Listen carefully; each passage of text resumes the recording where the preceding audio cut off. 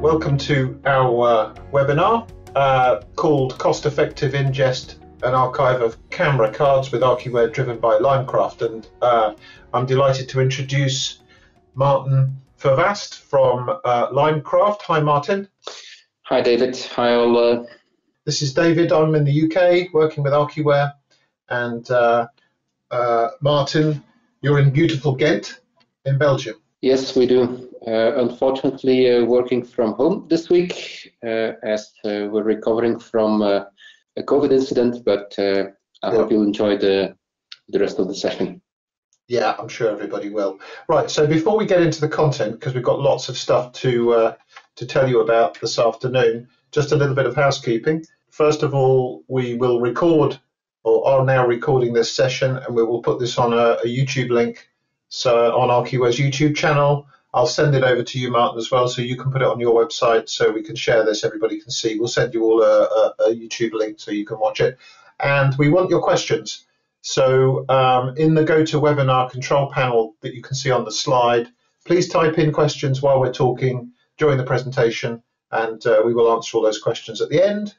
This webinar is 40 minutes. We'll begin with Maarten giving us an overview of the LImecraft platform. Then I'll talk a little bit about Archiware. Then we'll go into a live demo of the integration, and then we'll wrap up and answer those questions. We'll try and split this roughly into 10 minutes per bullet, so that we have 10 minutes at the end and we don't take more than 40 minutes of your time.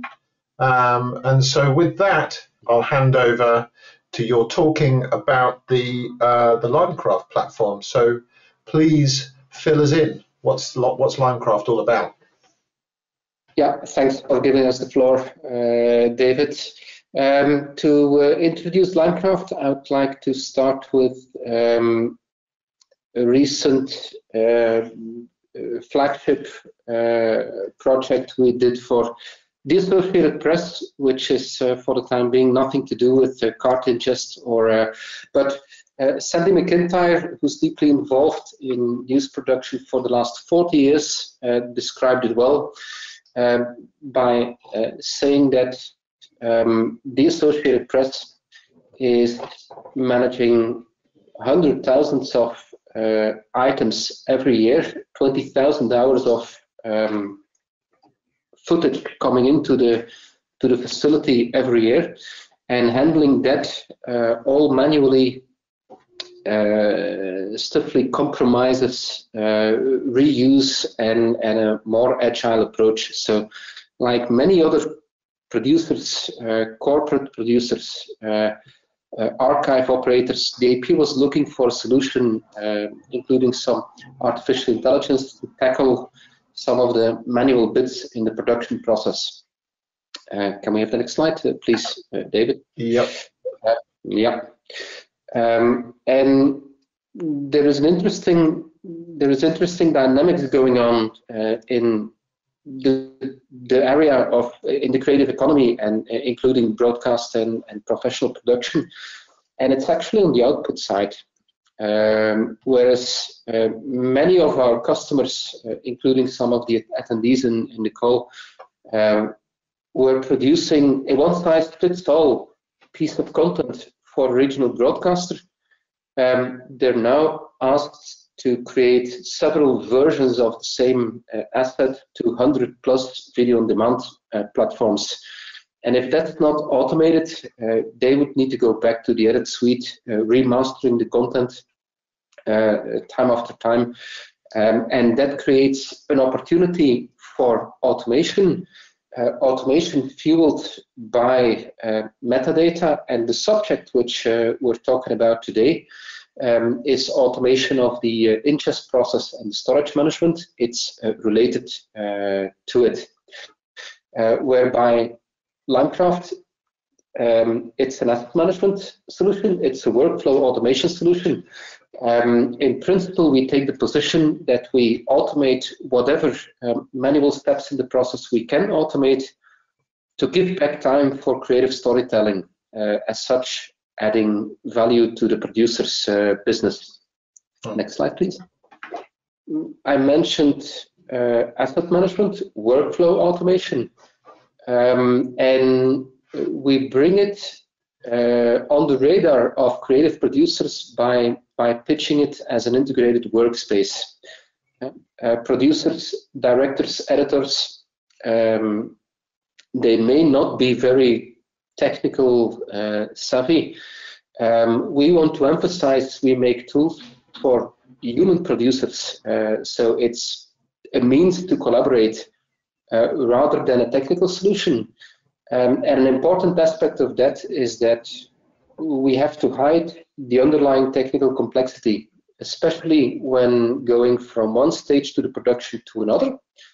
So we try to cover the end-to-end situation, starting with the ingest process, computer-assisted logging, all transfers back and forth, post-production, and then further on, archiving, monetization, insights, and reporting.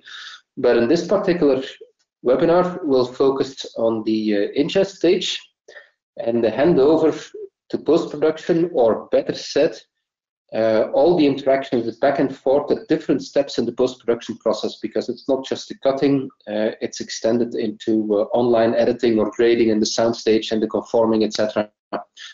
And we will look in particular to a case study of the Mensen, one of the largest, if not the largest producer in Belgium. That the Mensen has been producing non-scripted entertainment and scripted entertainment for a long time, but more recently they were commissioned a production which they call telenovelle. It's similar to soap or sitcoms. In short, it's about handling vast volumes of content. It's dual studio produced, producing basically up to 1,000 files per day, more than 1 terabyte of content per day, and it's fast-paced also. So without automation, the logistics would be very, very challenging, and they were looking for a solution to accelerate / automate the ingest process, and that's what we're going to have a look at in a couple of minutes. Go ahead, please, David. Yeah, there we go. Yeah. When we say workspace, we'll drop your user interface in a couple of seconds. It's browser-based. You log in, you get into a production, which is a collection of media assets and users with specific permissions and underlying custom workflows to drive different storage types, transcoding operations, automated logging operations. It uses quite a bit of artificial intelligence, not for the purpose of doing AI, but primarily to make these assets searchable. Larger documentary producers like Arrow Media in London, or news agencies like the Associated Press, these guys are ingesting over 1,000 hours of original undocumented content on a monthly basis. And in order to get access to that content across the organization, they need speech-to-text, facial recognition, etc., and that makes their video assets searchable. So there is a very powerful search engine on top that helps support video editors to make their shortlist or their sync pools, and then to trigger the export to post-production.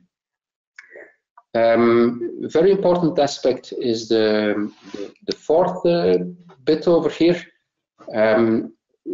Whatever camera they're using, whatever storage is underneath, and whatever video edit solution, Premiere, DaVinci, or Avid they're using, will sort out the integration points. So there is turnkey integration with all these underlying tools, and you as a producer don't need to care about camera formats versus the NX or ProRes vanilla flavors of edit proxies. We'll make sure it works.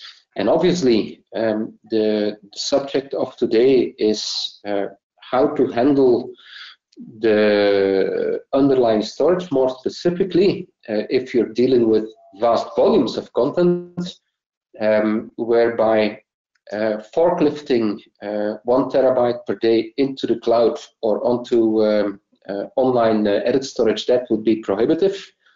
The challenge of we're discussing today is how we can store those bits of content on cold storage, in this case handled by Archiware, and to make sure bits of those content migrate between the cold storage and the edit environment without you having to bother about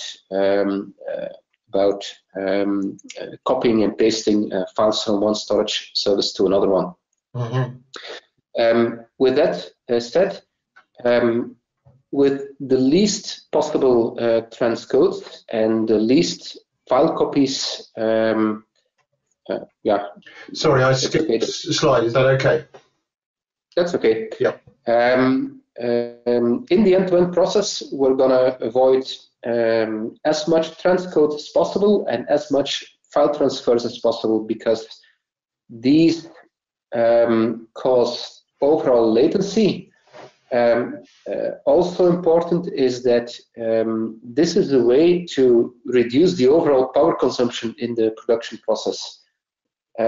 If we want to help you making a statement about reducing your environmental impact or footprint, the key thing to work on is to reduce the number of transcodes and file formats, and as a by effect, it also increases the, how should I say, the security compliance. The less copies there are available, the less chances there are content leaks to unauthorized views. So I promised you a quick view on LImecraft Flow. We'll save the interactive part for the demo in a couple of minutes. But in essence, as I mentioned, LImecraft Flow looks like an asset management environment. On the left-hand side, the navigation in terms of production orders, episodes, delivery services, that's all configurable. But when you're looking at a fiction environment, you'll notice that when using LImecraft, we cut all the shots into scenes, and this is one embodiment, if you want. This is one application of artificial intelligence. We listen to the actors' voices, we match it with the script, and that's a smart trick to make sure we can sort takes into shots into scenes, and upward.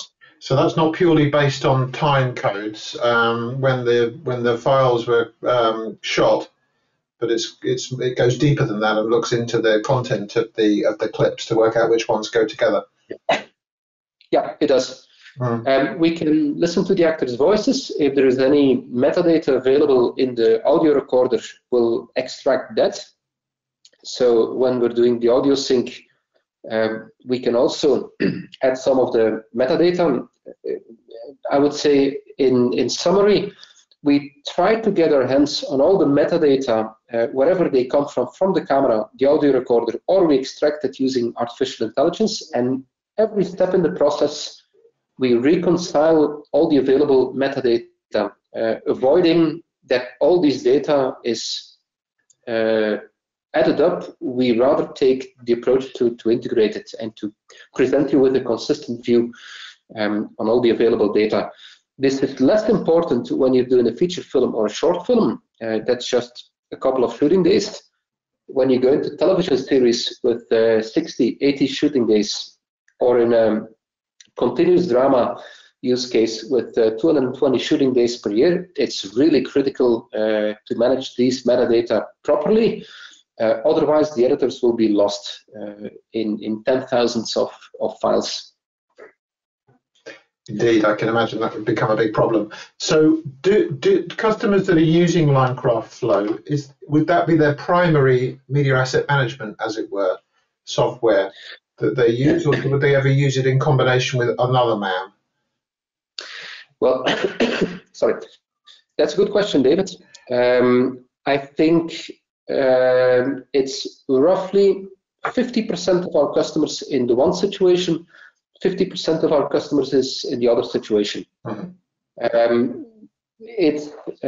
LImecraft is a full-featured asset management environment, and if we start from a greenfield deployment where there is no EditShare or Dalet or Avid interplay, we can take the role, but quite often we come in play when there is already interplay. I think France Télévisions and a couple of other ones, mm-hmm. where interplay is already in use, and just for the fact that an army of editors might have been trained on interplay, we will not try to push interplay somewhere else. Then we will be injecting those data into interplay rather than to replacing interplay. Yes, that's what I thought might be sometimes necessary if there's already a workflow built on something else. Yeah. Yeah. So we don't care if there is another asset management system in place. We're primarily a workhorse system, a workflow automation system, and we appreciate if they're using a user interface of another system that's quite easily integrated on top or next to LImecraft workspace. Yeah, understand. Maybe we can go to the next slide, David. Yeah, so we just have this one here. Yeah, so the key thing, the key feature, if you want, of customers using LImecraft is that as of the library view, at any point in time, you can hit the export to edit or export to archive, export to playout, export to whatever service. And upon export to Premiere or Avid, even knowing that LImecraft flows in the cloud, it doesn't host your high resolution footage or your edit proxies. Still, LImecraft is capable of retrieving the edit proxies or the high resolution copies of the shots, even if they are stored locally. In the particular case of this example in this webinar, probably on Archiware hosted locally. And that's the beauty of, that's what users appreciate when they select LImecraft. It runs in the cloud, but it's a hybrid situation whereby the high resolution footage can be stored locally. And that, David and colleagues, is obviously, it's not so important when you're on a small scale production, but the bigger your production, if you're talking terabytes, if not petabytes, this is critical to balance the cost if you don't want to compress your images. Yeah. We go. Next slide.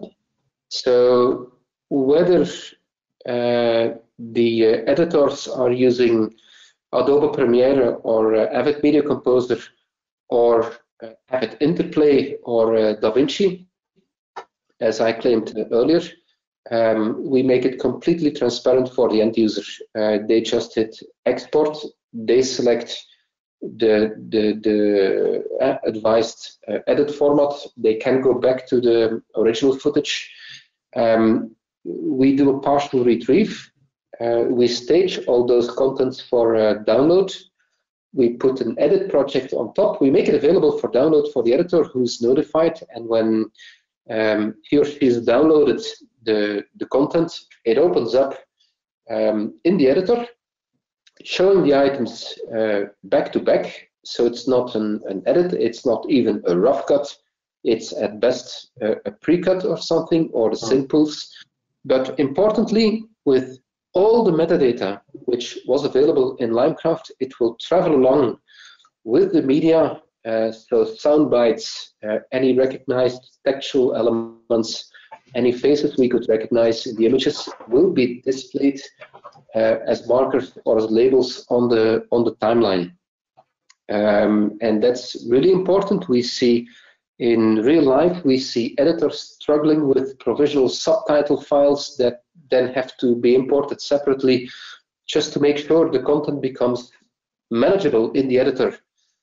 Using LImecraft, this is a completely automated process, as suggested in one of the first slides. We hide technical complexity, and we take care of all the integration points, and we will feed the editors with as much metadata as possible, just to keep it manageable. Also, when your productions grow to vast numbers of shots. And I think, David, unless you have any further questions, that before we flick back to Maarten for a live demo showing how we go from ingesting material on premise into the cloud storage and then the archive element, I'll just give those of you in the audience that are not familiar with Archiware a quick overview of what is Archiware P5. So Archiware P5 is a suite of data management software modules. It's a piece of software that runs on Mac, Windows, Linux, QNAP, Synology, and it can do backup, it can do archive, and it can do replication via the P5 synchronized module on the right-hand side. The focus today is for P5 archive, which is all about migrating data offline, and in the case of our integration with LImecraft, that's generally to LTO tape. So we will focus on the archive side of the workflow, but just to know that we also do P5 backup, which is a disaster recovery, covering backup of your primary storage, and P5 synchronized, which is able to replicate data between different pieces of storage across your network.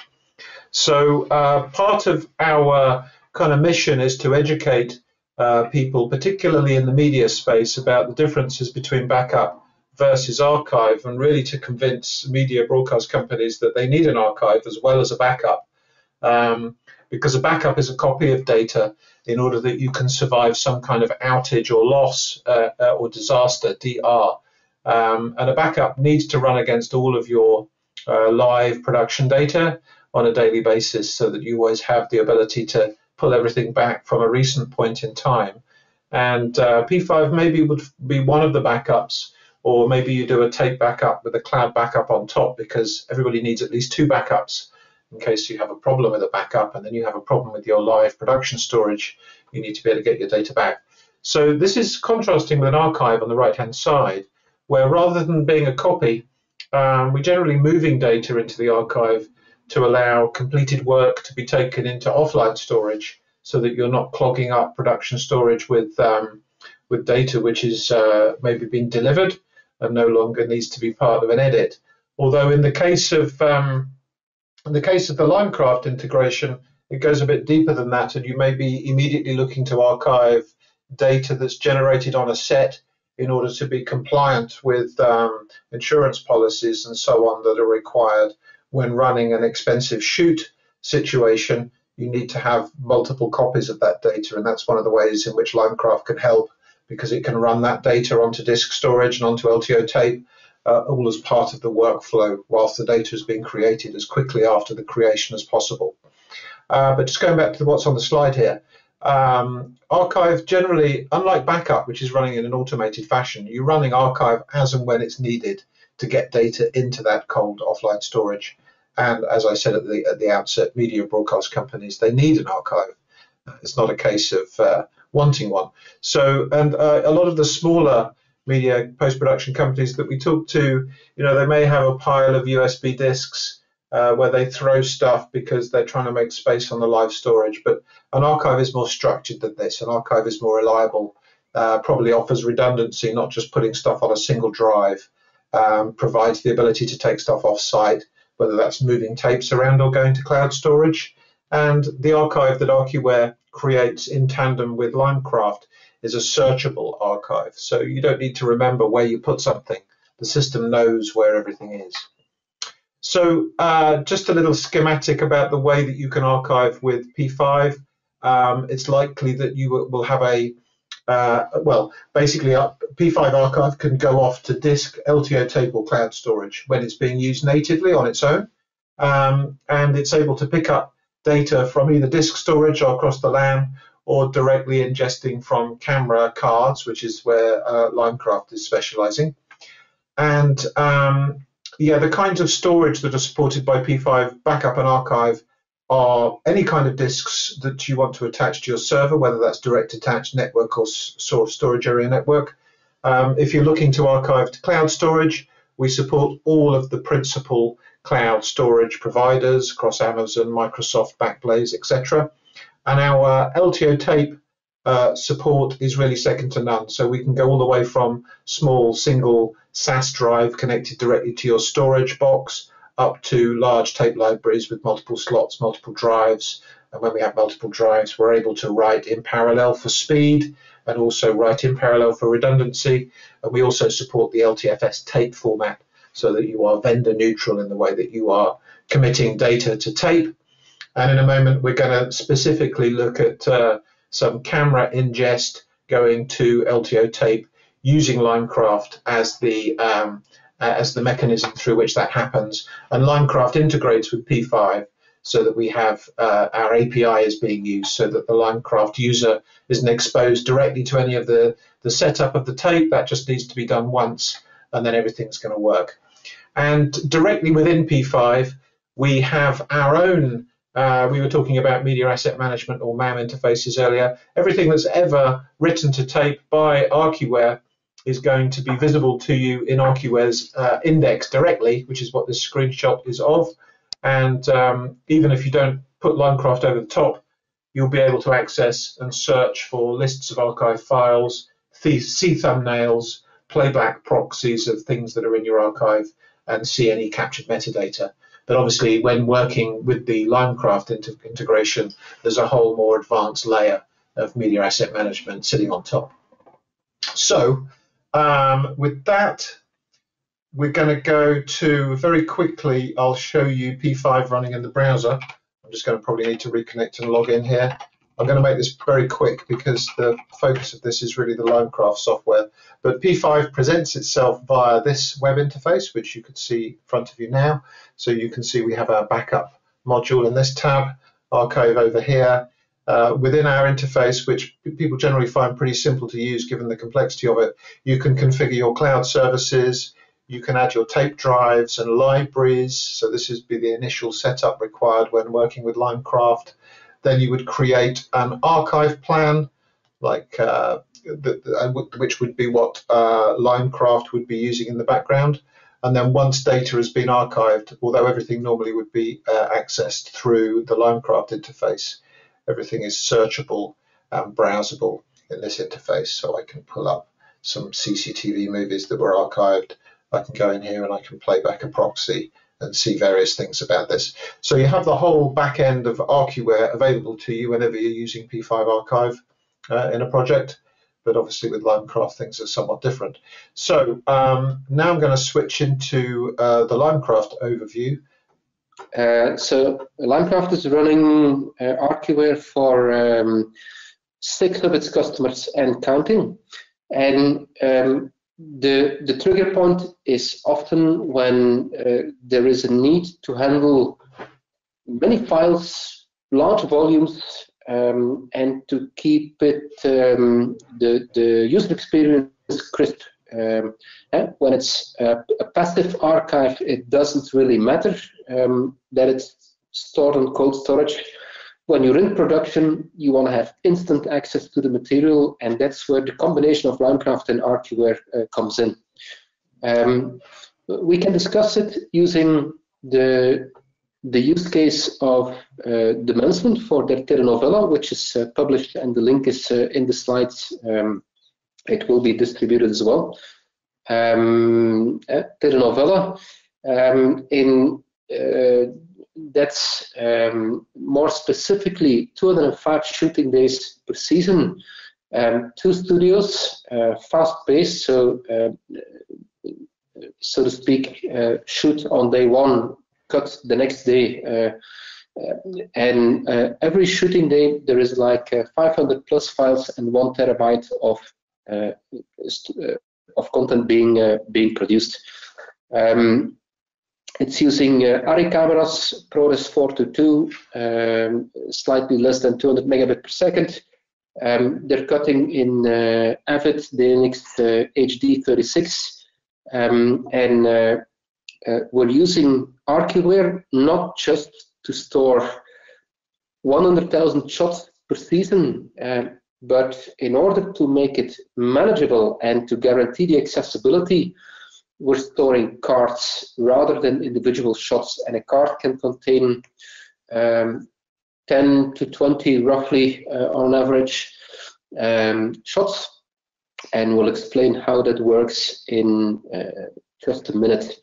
As a result of this design choice, we've managed to have a fully automated ingest and backup process, roughly saving 1 offline edit suite on a continuous basis.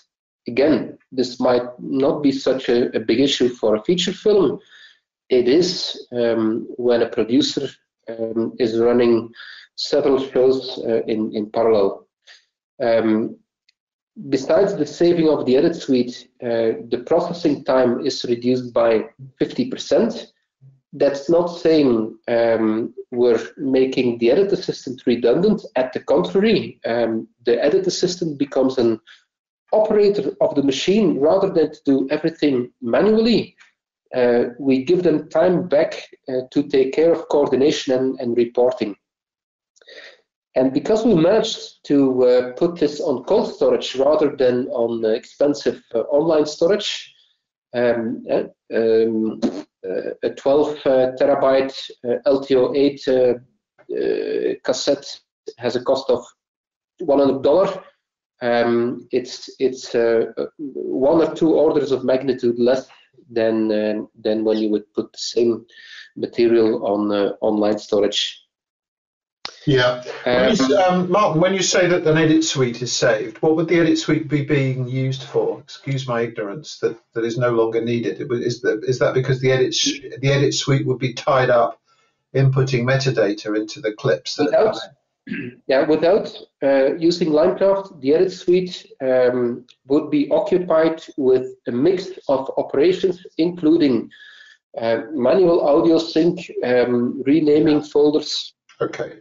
The whole logistics. So grunt work, basically. Camera cards and doing all manipulations just to make sure the editor can start working. Yeah. I would like to spend as much time as possible on the demo, so I just wanted to put this slide on top for a second to say or to illustrate that LImecraft is a server system, call it LImecraft Flow. LImecraft, this core is invisible, it runs somewhere in the cloud, and it is visible as Flow. I've shown you the user interface, and it's also used by LImecraft Edge, which I will be using in a second to do the ingest. So LImecraft is not shipping cameras. Our customers use Sony, Panasonic, Red, ARRI, whatever, we support all brands. But prior to getting access to those pieces of content, that material needs to be pre-processed. And to your point, David, pre-processing or derushing or data handling or whatever is the verb, that includes metadata checking, quality control, audio sync, numerical checks prior to the ingest, just to make sure that whatever you drop in the edit suite is ready for editing. Mm-hmm. And then under the water surface, there is a third component that comes into play. It's called LImecraft Cloud Connector, and that's the piece of software that will connect into Archiware, that will connect into Avid Nexus or Isilon or whatever online storage. It can connect into Microsoft Azure or AWS. That's Cloud Connector. So there is a LImecraft Flow with a core in the middle. There is Edge, which takes care of the ingest, and there is Cloud Connector, which doesn't have a user interface, unfortunately, but which takes care of the integration points underneath. Yeah. On that note, here is a production which we've prepared for the demo. It's called LImecraft University. To illustrate what happens at the end of a shooting day, I've made a folder on my desktop, which is a card, which has several clips, I think 19 in total, and that could be a shooting day. For the sake of the demo, the audio is already, video and audio already have been synchronized. But here is LImecraft Edge. It's not running in the cloud. Whatever some vendors try to make you believe, when you're in production, you don't want to upload the rushes as is into the cloud. That's 1 terabyte per day. It's much smarter to have them pre-processed locally. And what you see me doing here is logging into LImecraft Edge. I get a similar overview of productions, and I would like to start working in LImecraft University. By doing so, LImecraft Edge will touch the server, and it will do a download of all the ingest templates and encoding parameters and metadata requirements and watermarks and whatever is pre-configured in the particular production we're working on is now downloaded, and my ingest software is pre-configured just to make sure we don't make mistakes due to configuration inconsistencies. LImecraft Edge is aware of all mountable storages, and we've set up a backup storage. We've set up a network attached storage, which is a local hard drive next to me because I'm working at home. If I would be in the office, that could be a decent Isilon, EasyShare, Avid Nexus, or whatever other storage is used for temporarily storing those high-resolution files. And let's go to the import. I'm now selecting the shooting day, which I've prepared on my desktop. Let's skip information from previous operations. I'm gonna first of all make a backup of the shooting day on the applicable backup location, and yeah, according to the presets which we've downloaded, it is mandatory to use a shooting day and the name of a camera. These fields are configurable. It doesn't need to be a camera name and a shooting day. So we'll have the 12th of July, and the camera name is Alexa Mini, and this is coming from SanDisk, and there we go. I'm not automatically doing an ingest. We'll trigger that in a minute. I'm now just making a backup, a traditional backup from the camera card onto the to the backup location. It's now probing the files. It's looking at, for the sake of the demo, I'm using compressed files. It's looking at 19 clips it's doing in the background quality control, seeing if this is legal content, if there is no file formats, exotic frame rates coming in that are not according to the presets of the production. So if there were any files which were outside of spec, as it were, then you would know fairly early on that something needed to be addressed. Yeah. And if I look to the backup card in my Apple Finder, you see that 1942, these copies have been backed up. And ladies and gentlemen, more importantly, it has detected this operation as a card transfer. So it's made a manifest, a media hash list as specified by ACES in a JSON XML style format or in a more readable format. If we have a look at the manifest, this is a PDF you can print out. It's like a numerical check for every individual file and the whole of the folder, and whatever transfer is triggered going forward from here to the NOS or from the NOS to Archiware, each transfer will be checked and double checked using these hashes and manifests. So I think by now the card is backed up. We're ready to schedule an ingest, and this was the shooting day we're working on. By the way, it can be locally played out. All right.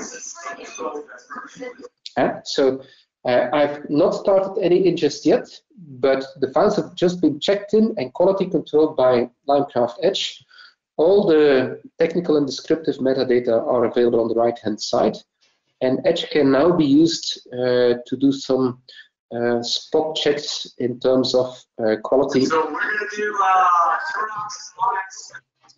and when we're good to go, when the video and audio is synced, when there is any lookup tables that need to be applied, but we'll skip it now for the demo, we go to the ingest stage, and this is where an edit assistant or a data handler or a DIT would then schedule to send the original media or create edit proxies onto the network attached storage, and secondly to create web proxies and send these into LImecraft Flow.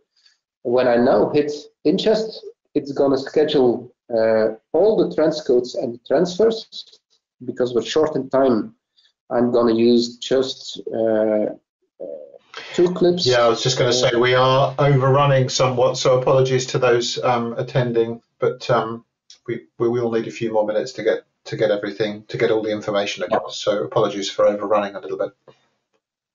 And then Edge will look at the entire backup device, schedule all transcodes, schedule all transfers. In real life situations, these can be 4 encoding profiles and 4 destinations, but it runs rock solid. It can run over a couple of hours.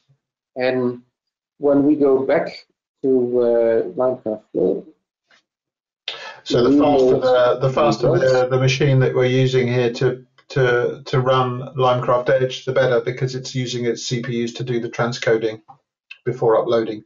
Yeah. Yeah. When you then LImecraft Flow, it's drop by drop. It's updating items in LImecraft Flow to first send a thumbnail, and as soon as the processing is done, files can be played out from LImecraft Flow. Yeah. And the key thing, ladies and gentlemen, is that if you go to the card overview, it has automatically recognized my operation as an incoming card 12th of July 1942. a card has been ingested and the manifest has been traveled along with the 19 files that were in the folder. And as I'm working from home and I don't have an Archiware connected to my local connection, this is now subject to archiving, de-archiving, or transfer from archive to the checkout zone. Mm-hmm. But if you allow me to just show a real example of the Mensen here, they're archiving their cards on a daily basis. The last shooting day was last week, Thursday. Rather than uploading 18,000 shots to date in the last season, they've uploaded roughly 1,000 plus cards, 44 pages and 25 cards on a page. That can then be archived, restored from archive, etc. So what we've explained in the use case of the Mensen, the production is happening remote. There is a production assistant or an edit assistant who's using LImecraft Edge to create web proxies that go directly into LImecraft Flow. The edit proxies will be sent to the NAS over a secure connection, and when then secondly automated or manually triggered by the edit assistant, there is an archiving instruction. LImecraft Flow will trigger Cloud Connector, which is sitting in between the NAS and Archiware, making a consistent backup or archive on the tape robot and removing the files from the NAS. Yeah, so the cloud connector is the part which is integrating with the P5 archive API so that it can read the data from the NAS and then pump it into the tape drive. Yeah. And the magic comes into play when, as we've explained earlier, when the online editor hits export my shortlist of circle takes and make it available for grading or for online editing, a reverse operation takes place in the background. LImecraft Flow outsources some of the work to Cloud Connector that is authorized to access the NAS and or Archiware. It's capable of doing a partial retrieve, only sending those files to the online edit that have been selected for further processing. And that, ladies and gentlemen, is critical to allow remote access and online collaboration, even if your editor is working remotely. So the easy part is the logging and the pre-cut and the commenting and the collaboration that can happen on 2 megabit per second proxies. Mm-hmm. But also when they enter the real game and when they're going to manipulate the edit proxies in a much higher resolution, this is still a feasible and a workable solution to make those edit proxies available for further manipulation. By managing the number of file copies, this is overall a much more secure situation.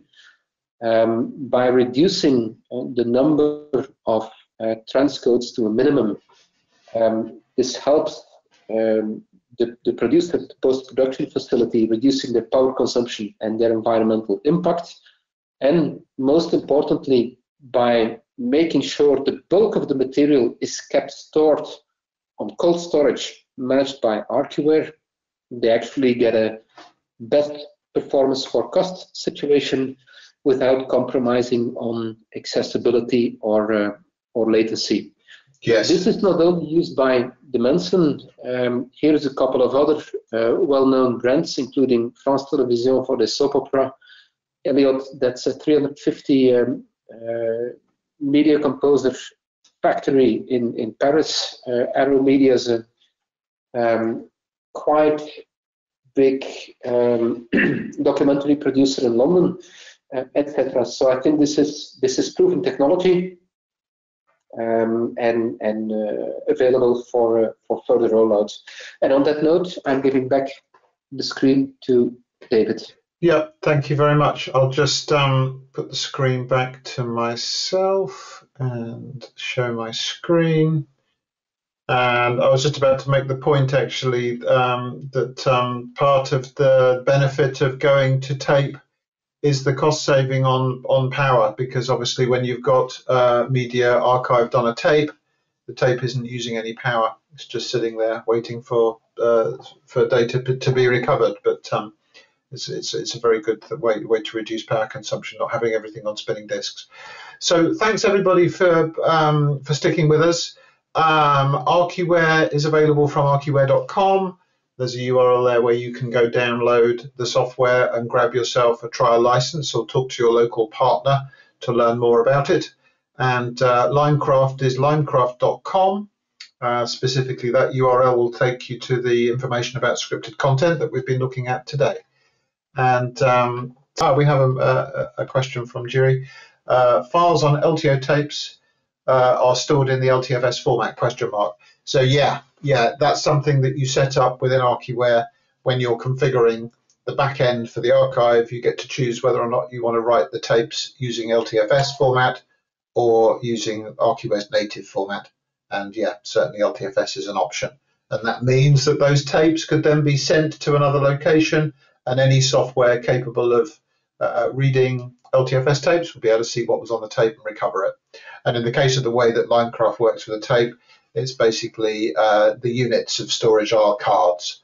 So you'll be able to recover the contents of a card from the tape, and however many of those cards are on that tape. Okay, so that might be our only question. Give you another 10 seconds in case somebody's just finishing typing something in. I don't want to cut them off, but otherwise we'll wrap up. Thanks everybody that is attending. We'll send you an email with a copy of the video recording. Maybe that's useful to share with other people within your organizations that might find this interesting. And thanks again to you, Maarten, for the presentation, for all the information. I think it's a really interesting, product. Yeah. Okay, so we'll wrap up. We'll clear off. We'll see you in the next webinar. Thanks for attending. Bye, everybody. Bye, Maarten. Bye. Cheers.